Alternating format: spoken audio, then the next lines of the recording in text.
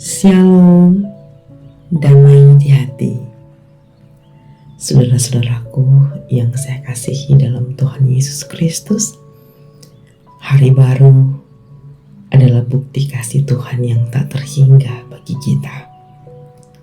Mari kita jalani hari ini dengan hati penuh syukur, semangat yang baru, dan keyakinan bahwa kasih-Nya menyertai setiap langkah kita. Mari kita awali hari ini dengan membaca dan merenungkan firman-Nya. Namun sebelumnya, mari berdoa. Terpujilah Engkau Allah, Bapa dalam kerajaan surga. Bapa yang kami sembah di dalam nama Tuhan Yesus Kristus, yang kami imani telah menyertai kami sampai saat ini. Terima kasih Tuhan, kami boleh menikmati hari baru, dan ini menjadi bukti kasih Tuhan yang tak terhingga dalam hidup kami. Kami rindu mengawali hari ini dengan membaca Alkitab dan merenungkannya. Besertalah dengan kami dalam tuntunan kuasa Roh Kudus. Kami akan merenungkan firman-Mu. Terpujilah nama Tuhan. Di dalam nama Tuhan Yesus, kami sambut firman-Mu. Amin. Bacaan Alkitab di hari ini terdapat dalam surat Rasul Paulus kepada jemaat di Efesus pasal 5 ayat 11 sampai 14. Janganlah turut mengambil bagian dalam perbuatan-perbuatan kegelapan yang tidak berbuahkan apa-apa, tetapi sebaliknya telanjangilah perbuatan-perbuatan itu.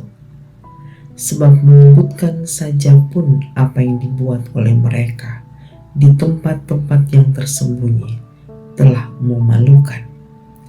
Tetapi segala sesuatu yang sudah ditelanjangi oleh terang itu menjadi nampak, sebab semua yang nampak adalah terang. Itulah sebabnya dikatakan, bangunlah hai kamu yang tidur, dan bangkitlah dari antara orang mati, dan Kristus akan bercahaya atas kamu.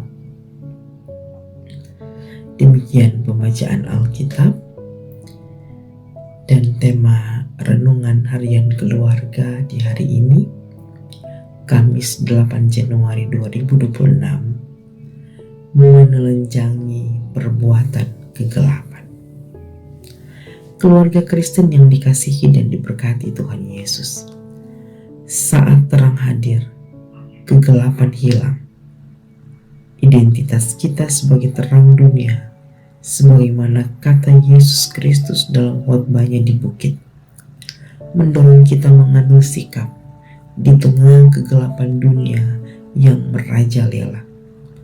Salah satu sikap yang penting adalah komitmen untuk menyatakan yang gelap sebagai gelap, dosa sebagai dosa. Itulah sifat dari terang. Penulis surat Efesus meminta jemaat untuk jangan turut mengambil bagian dalam perbuatan-perbuatan kegelapan yang tidak berbuahkan apa-apa, melainkan untuk menelanjangi perbuatan-perbuatan itu. Untuk tidak turut mengambil bagian dalam perbuatan kegelapan, maka orang percaya harus dengan berani menyatakan hal ini sebagai kejahatan dan dosa di mata Tuhan Allah. Saat Yusuf digoda oleh istri Potifar, Yusuf menyatakan perzinahan sebagai kejahatan besar di hadapan Tuhan Allah.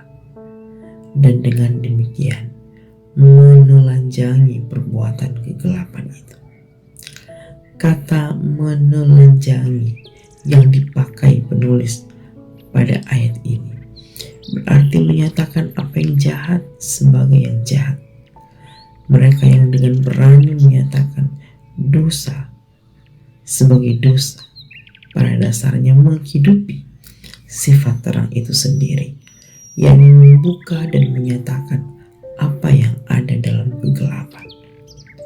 Untuk menegaskan hal ini, penulis surat Efesus mengutip Yesaya 26 ayat 19 dan 60 ayat 1 yang kemudian dibahasakan secara kristosentris.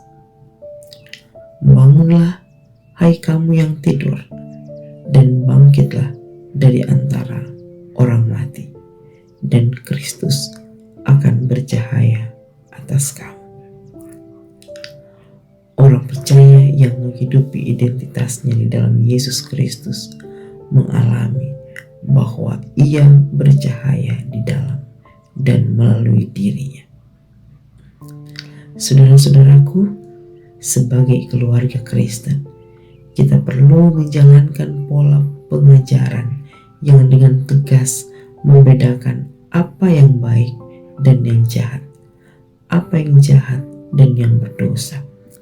Kompromi pada hal-hal yang kita anggap sebagai dosa kecil, dalam tanda kutip, pada akhirnya akan membuat kita masuk dan mengambil bagian dalam perbuatan kegelapan yang semakin besar. Komitmen untuk hidup dalam terang begitu diperlukan hari-hari ini, mengingat generasi selanjutnya yang membutuhkan keteladanan Yesus Kristus yang nyata dalam hidup kita. Terpujilah Kristus. Amin. Mari berdoa. Ya Tuhan Allah, tolonglah kami bersikap tegas, menyatakan sikap terhadap dosa. Bukan hanya menyatakan, namun juga dengan tidak mengambil bagian di dalamnya.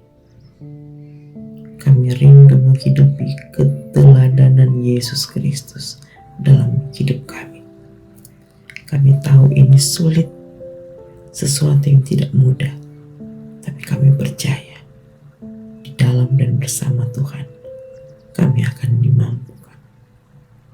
Di dalam nama Tuhan Yesus Kristus kami berdoa. Amin.